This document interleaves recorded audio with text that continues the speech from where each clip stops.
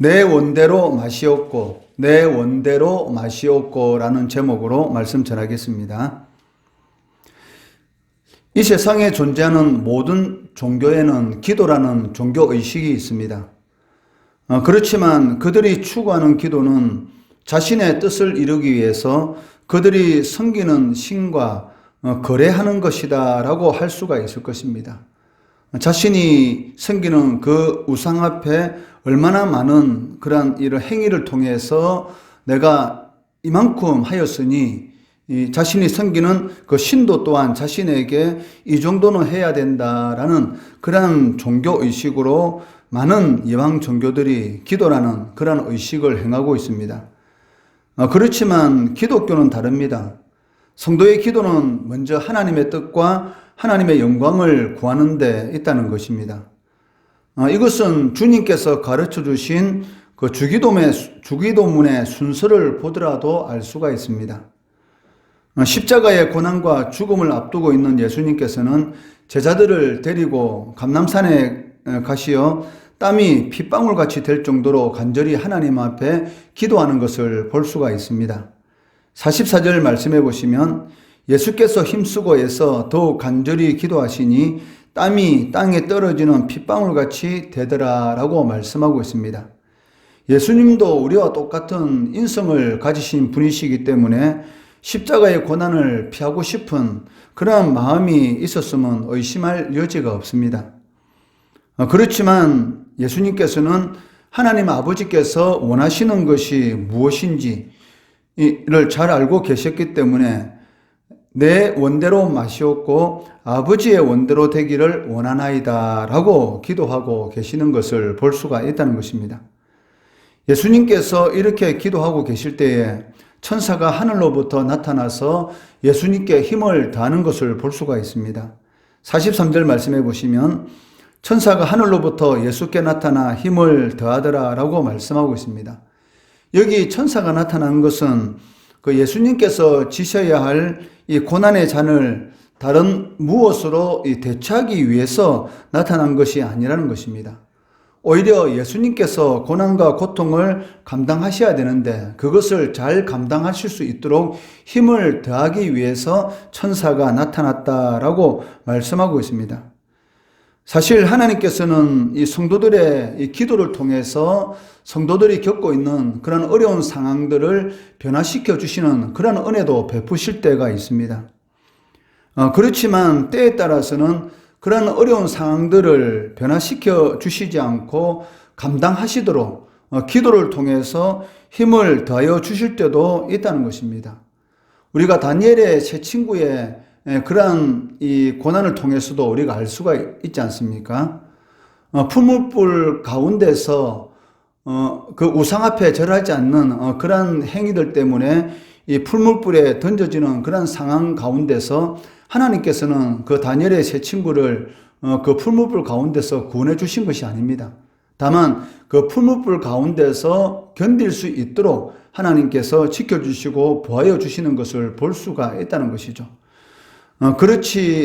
그렇게 하지 아니하실지라도, 즉 하나님께서 우리들을 이 풀무불 가운데서 건져 주시지 아니하실지라도 우리가 이 우상 앞에 절하지 않겠다라는 그러한 이 결단을 보시고 하나님께서 그런 상황을 변화시켜 주신 것은 아닙니다. 풀무불을 없애 주셨다든지 아니면 그 풀무불 안에 떨어지지 아니하도록 그 왕의 마음을 변화시켜 주셨다든지 그런 일은 일어나지 않았습니다. 똑같이 풀무불에 던져졌지만 하나님께서 이 다니엘의 이 세 친구의 그러한 그 결단을 보시고 그러한 기도를 보시고 그 풀무불 가운데서 지켜주시고 보호해 주시는 것을 이렇게 볼 수가 있다는 것이죠.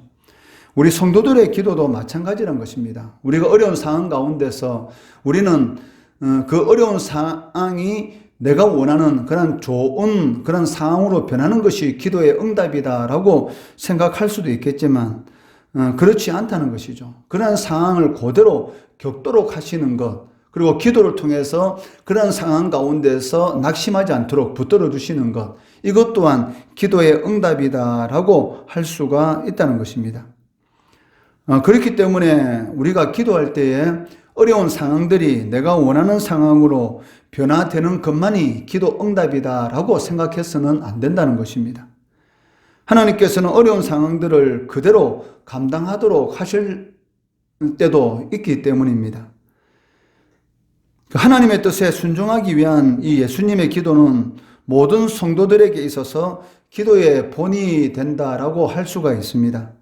사실 많은 성도들이 자신의 뜻이 이루어지는 것이 기도 응답이다라고 생각하고 자신이 원하는 대로 원하는 방식으로 일방적으로 하나님께 요구할 때가 종종 있다는 것입니다. 그렇지만 이러한 기도 자세는 그 성도로서 그 하나님을 인격적으로 믿고 사랑한다라기보다는 그 자신의 욕망을 성취하게 하기 위한 그런 이 우상으로 하나님을 신격화하는 것이다라고 할 수가 있다는 것입니다.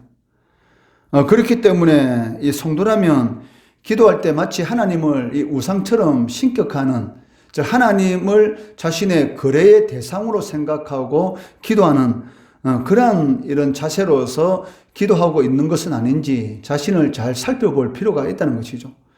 우리도 모르는 사이에 마치 그 하나님을 이 이방인들이 섬기는 그런 우상으로 취급할 때가 너무나 많습니다. 내 뜻을 이루기 위한 이런 그 도깨비 방망이처럼 하나님을 생각하고, 아니면 또 때에 따라서 내가 단추만 눌리게 되면 그 기도를 응답할 수 있는 그런 자동 판매기와 같은 그런 이 하나님으로 치부할 때가 있다는 것이죠. 그렇지만 하나님은 그런 하나님이 아니라는 것입니다. 이방인들이 섬기는 그런 이 거래의 대상으로서의 하나님이 아니라 또 우상으로 신격화시키는, 마치 내 마음대로 좌지우지할 수 있는 것처럼 생각하는 그런 하나님으로 생각하고 우리가 기도하면 안 된다는 것입니다. 이스라엘 백성들이 이 블레셋과의 이 전쟁 가운데에서 이 1차 전쟁에서 자신들이 졌을 때에 하나님의 계가 이 전쟁을 치르고 있는 이 장소에 없기 때문에 우리가 이 블레셋과의 전쟁에서 전 것 같다. 이 실로에 있는 그러한 그 하나님의 법궤를 이곳으로 가져오면 하나님께서 우리와 함께 하심으로 인해서 우리가 블레셋과의 전쟁에서 이길 수 있을 거라고 생각하고 실로에 있는 그 법궤를 이 블레셋과의 전쟁하는 가운데서 옮겨오는 것을 볼 수가 있습니다. 그 법궤가 이 전쟁터로 왔을 때에 이스라엘 백성들은 사기 충천했습니다.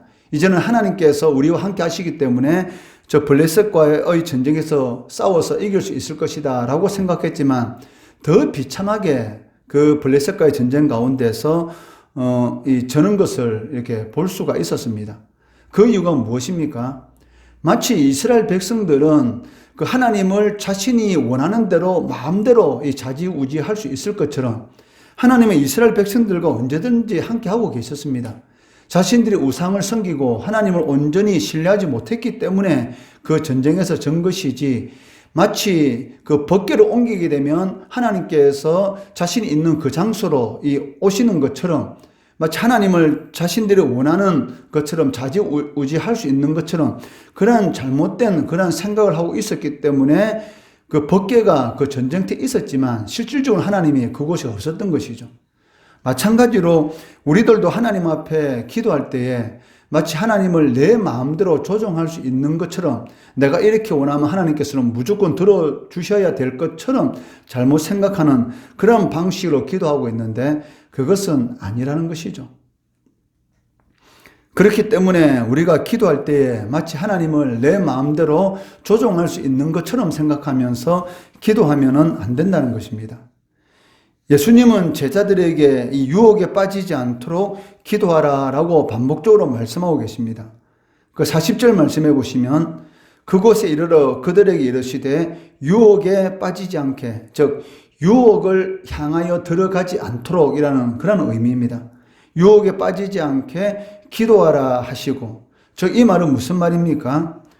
우리의 삶 가운데 언제든지 이 유혹을 향해서 우리가 들어갈 수가 있다는 것이죠.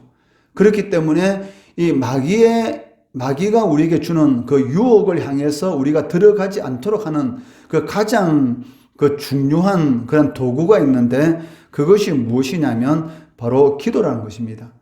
그리고 46절 말씀해 보시면 이르시되 어찌하여 자느냐 시험에 들지 않게 일어나 기도하라 라고 말씀하고 있습니다. 여기서 말하는 이 시험은 그 템테이션, 즉 마귀가 우리들에게 주는 시험입니다. 즉 하나님께서 주시는 시험에 대해서 말할 때는 이 테스트라는 그 단어를 사용하고 있죠. 저 테스트는 우리의 이 실력을 향상시키기 위해서 우리들에게 그 주어지는 것입니다.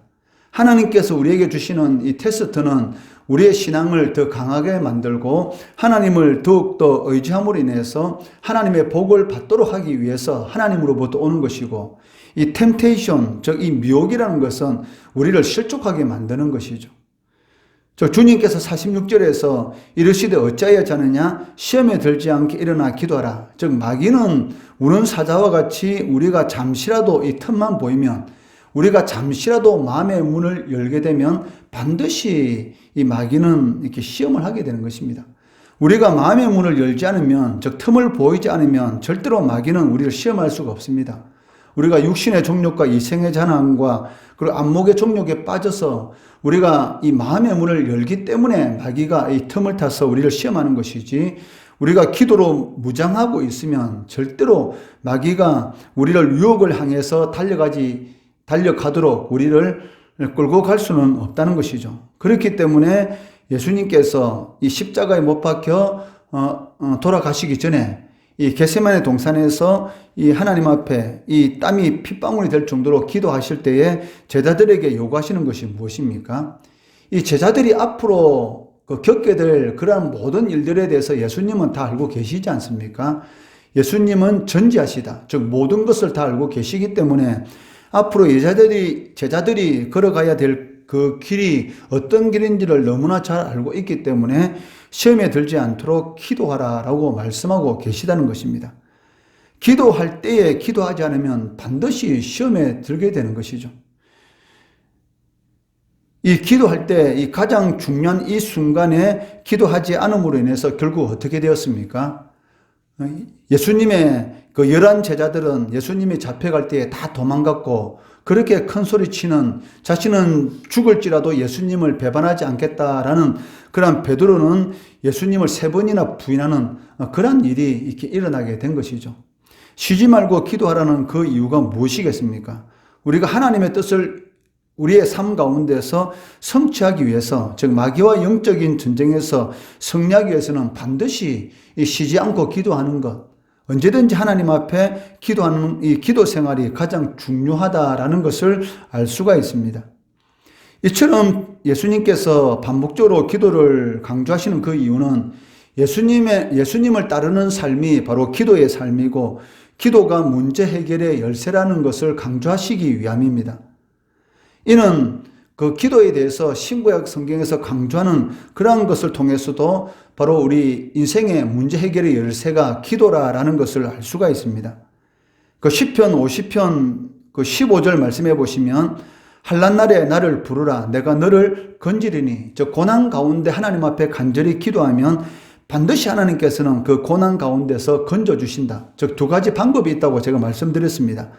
환난을 하나님께서 그 환난이 아닌 그런 상황을 변화시키는 방법이 있을 것이고, 환난 가운데 있다 할지라도 견딜 수 있는 힘을 더해 주셔서 이기도록, 즉 건져내 주시는 그런 방법을 사용할 수도 있다는 것입니다. 그리고 야고보서 5장 13절 말씀해 보시면 너희 중에 고난 당하는 자가 있느냐 그는 기도할 것이요 라고 말씀하고 있습니다. 즉 고난 당하면 반드시 기도해야 한다는 것이죠. 그렇기 때문에 이 고난을 당하고 있는 그 상황 가운데서는 절대로 성도들은 시험에 들지 않습니다. 왜? 기도하고 있기 때문에. 그런데 형통할 때에 가장 위험한 순간이죠. 그렇기 때문에 내 삶 가운데서 내 생각대로 일이 잘 진행된다, 가장 위기의 순간이다 생각하시고 겸손하시고 기도하셔야 됩니다. 그리고 고난을 당하고 있다, 그러면 절대로 마귀의 시험에 들지 않는다라고 생각하면 됩니다. 왜? 고난 당하는데 기도하지 않는 성도가 있습니까? 고난을 당하고 있는데도 불구하고 기도하지 않는다. 그렇다면 그 사람은 사실은 성도가 아니다라고 할 수가 있는 것이죠. 성도라면 고난 당할 때 반드시 기도하게 되어 있습니다. 왜? 하나님께서 그 문제를 해결해 주시기 때문입니다. 기도는 예수님이 지상에 계실 때 사용하신 처방전과 같은 것이다 라고 할 수가 있습니다.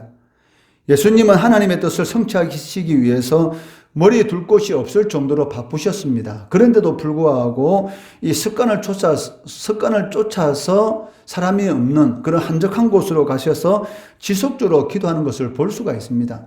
예수님은 하나님의 아들이십니다. 죽은 나사로도 살리시고, 그리고 갈릴리 바다 이 자연을 다스리시고, 그리고 이 안전뱅이를 일으켜 세우시고, 그리고 마귀에게 귀신 들린 그러한 사람들에게 귀신을 쫓아내시는 그러한 영적인 세계까지 이 좌지우지하시고 통치하시는 그러한 하나님이었습니다. 그런데도 불구하고 왜 기도하셨겠습니까?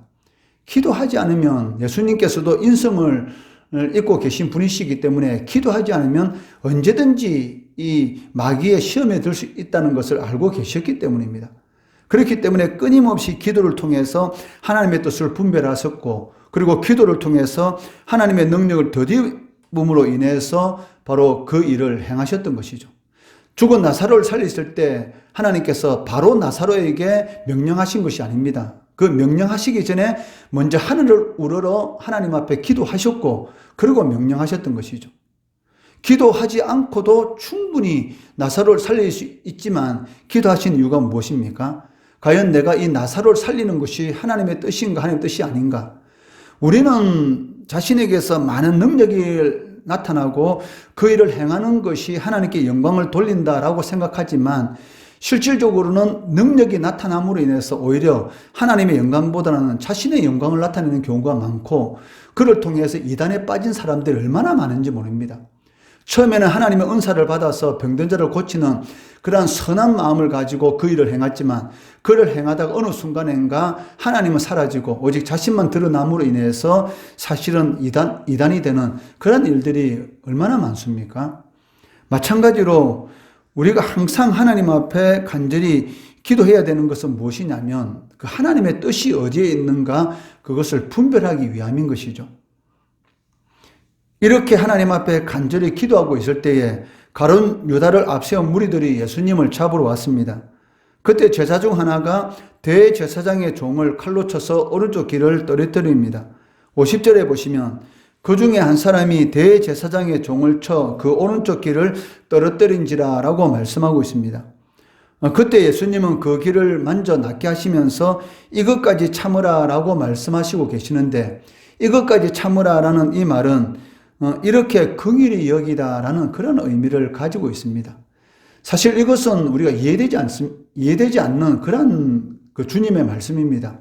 어떻게 예수님을 잡아서 이제 십자가에 못 박혀 죽이려고 하는 그런 원수와 같은 사람의 귀를 쳐서 예수님을 보하기 위해서 그 귀가 떨어졌는데, 예수님께서는 그것까지 불쌍히 여기시고 고쳐주시는 그런 일을 행하시는가라는 이런 생각도 할 수가 있을 것입니다. 그렇지만 그것이 하나님의 뜻을 이루는 방식이란 것이죠.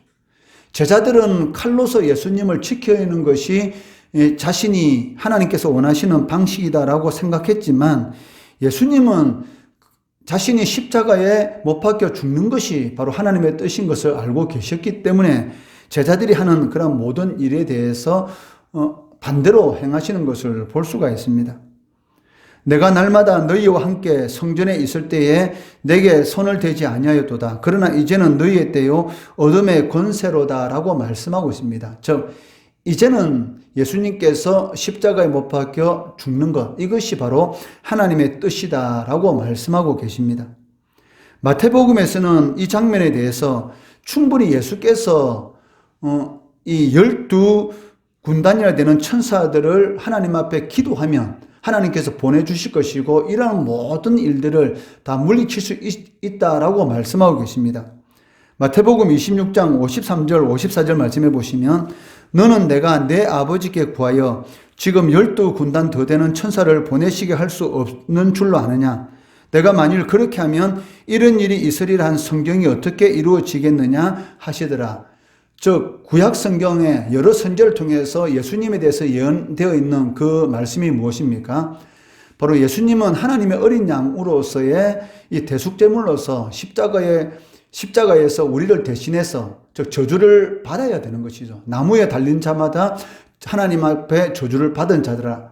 신명기에 예언된 그 말씀대로 예수님께서 나무 십자가에 우리의 모든 이런 지옥의 형벌을 대신해서 저주를 받아야지만이 하나님의 뜻이 이루어지는 것입니다. 그렇기 때문에 예수님께서는 충분히 12군단, 즉 한 군단이 3천에서 6천의 이 군인의 수를 의미하기 때문에 약 3만 6천에서 7만 2천 명의 천사들을 불러서 충분히 물리칠 수 있다는 것이죠. 즉 천사 하나만 있어도 충분히 물리칠 수 있는 것이지 않겠습니까? 그런데도 불구하고 하나님의 뜻이 무엇인지를 주님께서 알고 계셨기 때문에 바로 이런 수치와 그리고 이런 조롱, 이런 고통을 참으시면서 바로 십자가의 길로 나아가는 것을 볼 수가 있습니다. 이러한 이 겟세마네 동산의 예수님의 기도는 그 성도가 어떠한 자세로서 이 세상을 살아가야 하는가에 대한 그 핵심 답안이다라고 할 수가 있습니다. 그 나의 뜻이 아니라 하나님의 뜻을 구하는 것이 바로 예수 그리스도의 이 십자가의 은혜로 구원받은 성도의 삶이다라고 할 수가 있습니다. 그렇기 때문에 우리의 삶 가운데서 어떤 결정을 내려야 할 때에 그 주님께서 기도하신 대로 내 원대로 마시옵고 아버지의 원대로 되기를 원하나이다 라는 그런 기준으로 기도해야 하는 것이죠. 우리는 자꾸 내 뜻대로 그 일이 이루어지기를 원합니다. 그렇지만 내 뜻보다 하나님의 뜻이 우선인 것이죠. 그리고 나보다 나를 하나님께서 더 잘 알고 계시기 때문에 하나님께서 인도하는 대로 그 길을 걸어가는 것이 가장 행복한 길입니다. 우리는 자꾸 내가 원하는 대로 그 일이 되면 행복할 것이다 라고 생각하고 있는데 사람은 한 치 앞도 내다볼 수 없지 않습니까? 그렇지만 하나님께서는 나에 대해서 너무나 잘 알고 계시기 때문에 가장 좋은 길로 인도하는 것이죠. 그런데도 불구하고 자꾸 우리는 내가 원하는 길로 그 응답이 되기를 원하고 그 응답을 해 주셨는데도 불구하고 그 응답은 거부하고 내가 원하는 길로 걸어가려고 하다 보니까 자꾸 문제가 해결되지 않는 것이죠. 우리 자녀를 키우다 보면 잘 알지 않습니까? 우리 부모님들은 자녀들이 걸어온 길을 다 걸어갔기 때문에 이미 자녀들을 하는 행동을 보면 그 애가 미래가 어떻게 될지 거의 압니다. 그렇게 하면 망한다는 것도 알고 있고 또 저렇게 하면 애가 잘 된다는 걸 다 알고 있습니다. 그렇기 때문에 애가 원하는 그 길로 가도록 가만히 놓아두지 않는 것이죠. 그렇기 때문에 자꾸 잔소리를 합니다. 근데 애들이 듣기에는 부모의 그 잔소리가 아무 쓸모없는 것 같이 들리고 내 생각대로 가는 길이 옳은 것 같이 보입니다. 그런데 그 길 가면 그 애는 망하는 것이죠. 그렇기 때문에 부모님이 자꾸 잔소리를 하시고 그래도 말을 안 들으면 어떻게 합니까? 결국 해초리를 들었으라도 그 길로 가지 못하도록 막는 것이죠. 하나님께서도 마찬가지입니다. 하나님 앞에 기도하면 반드시 하나님께서는 가장 좋은 길로 인도해 주시는데도 불구하고 우리는 자꾸 내가 원하는 길로 가려고 하다 보니까 자꾸 우리의 삶이 자꾸 이렇게 어지럽게 되는 것이고 그 삶이 자꾸 이렇게 어렵게 되는 것이죠. 그렇기 때문에 우리가 기도할 때 항상 명심해야 될 것은 무엇이냐면 내 원대로 마시옵고 아버지 원대로 되기를 원하나이다 라는 기준으로 기도해야 되는 것이고 그것이 하나님의 뜻이고 하나님의 말씀에 비추어 볼 때 옳다 싶으면은 그 길을 그냥 가야 되는 것입니다. 그렇다면 그게 좁은 길이고 마치 세상적으로는 망할 것 같지만 사실은 그 길이 승리의 길이고 가장 평안한 길이고 행복한 길인 것이죠. 그리할 때 우리의 삶 가운데 하나님의 뜻이 성취되는 귀한 은혜를 체험할 수가 있습니다. 이런 은혜를 누리시는 우리 성도들 되시기를 주의 이름으로 축원합니다.